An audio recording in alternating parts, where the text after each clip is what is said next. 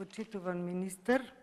Јас очекував од вас да ми одговорите на прашањето што е во вас, што мен докаде сте со патот Битола Меджитлија, затоа што значи, имам поставено писмено пратеничко прашање и очекував денес да добијам одговор.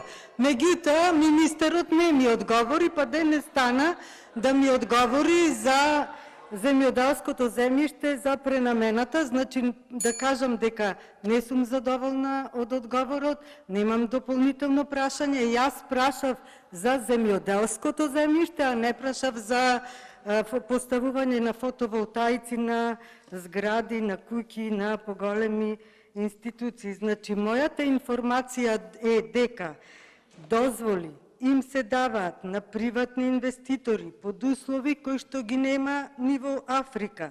Им се даваат најплодните земјишта.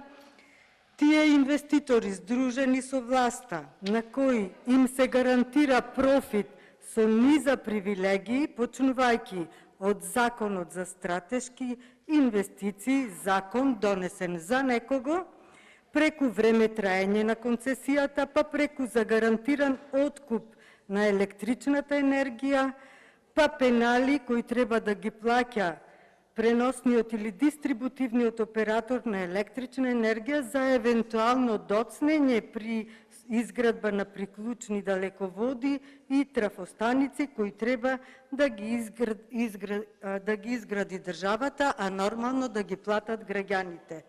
Едно тотално лудило под превезот на обновливи извори на енергија, чиста животна средина, зелена енергија, шарени лаги. Со шарените лаги дојдовте на власт пред 6 години и ништо друго не видовме.